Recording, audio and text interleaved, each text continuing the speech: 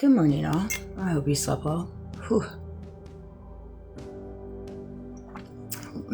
They are hitting hard on the propaganda regarding this war. Whew. It reminds me of everything that was rolled out with Ukraine in reference to the distraction of that.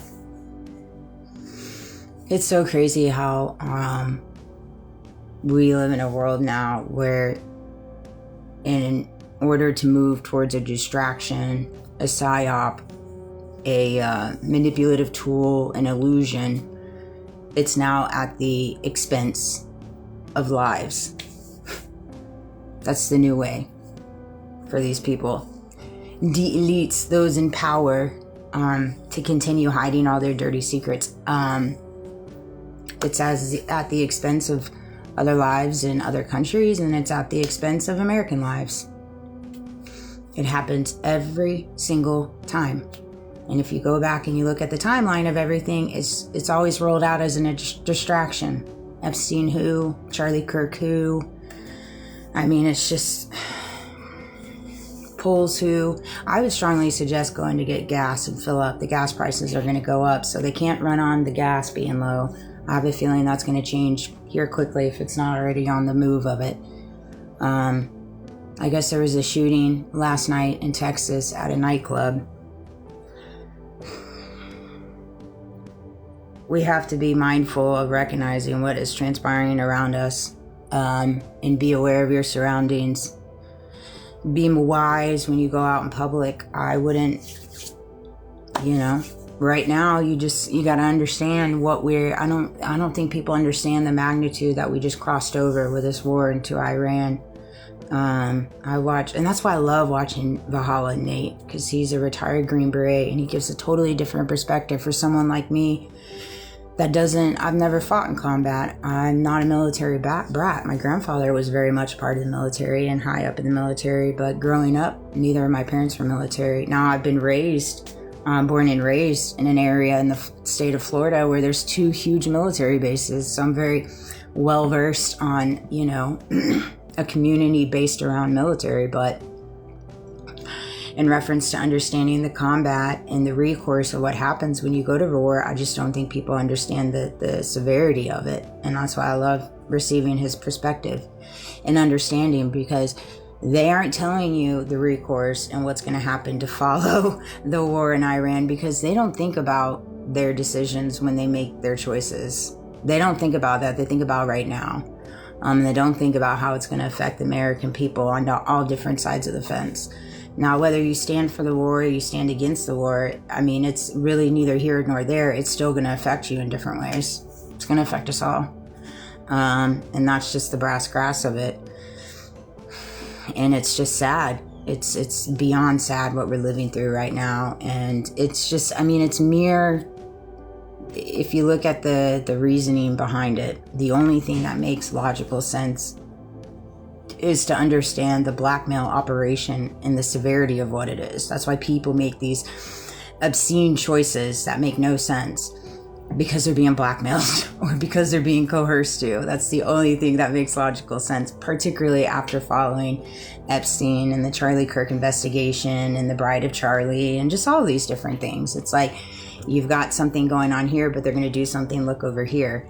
And you just have to be mindful. Now, I would venture to say that there's going to be different areas of crime popping up in the United States, like the shooting last night. And my prayers go out to everybody. And they're most likely going to place the blame on who? Well, 2 + 2 = 4. So just be mindful. And have an open mind, use your discernment, and use your intuition. You know what's right or wrong. You do. They keep wanting to sway people and divide people, and at the end of the day, in different ways, it's bringing us closer. It's so crazy to see some of these comments, see some of these posts, and how just lack of humility people are when it comes to people dying at the arms or the foot of another nation for whatever reason. It's sickening.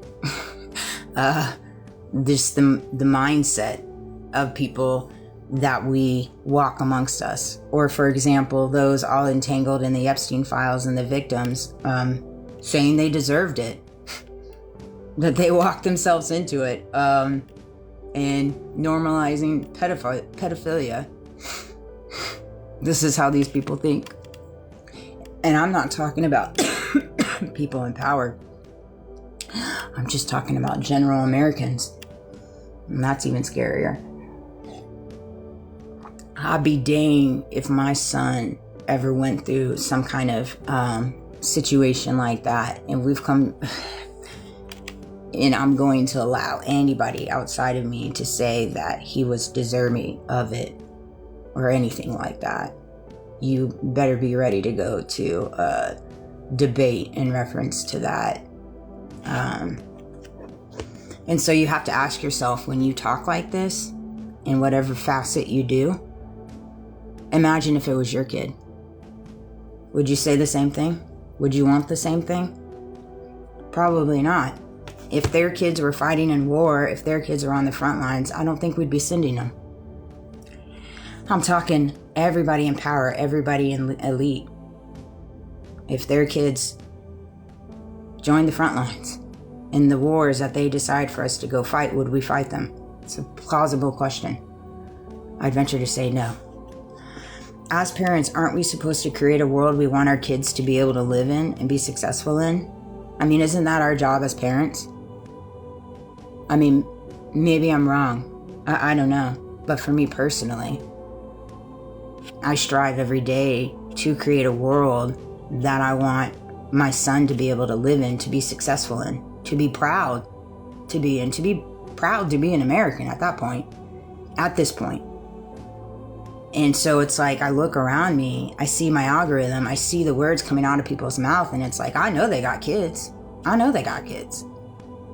And I'm like, what world, what reality are you living in?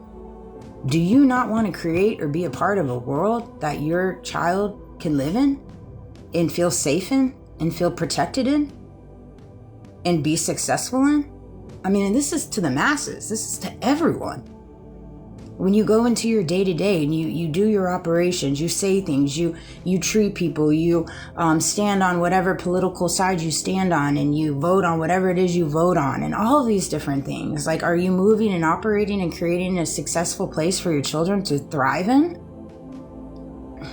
It's crazy to me. It's like, it's such basic thinking, and yet we fall short on it. And I'm trying to understand why. Why are we falling so short for our children and protecting our children? To go after a school, a girls' school in Iran? I mean, come on. Workplace atmosphere when people are working against you. That's crazy to me. I don't know if you guys find yourself in scenarios like that, but I often find myself in scenarios like that where I'm in workplace atmospheres where just the synchronicities, the situations, the circumstances, the conversations, whatever the case may be, it's like so bizarre that I find myself in situations where I know without a doubt I got people around me working against me. And it's like, why? Why? We got bigger fish to fry than little old me. Little old me.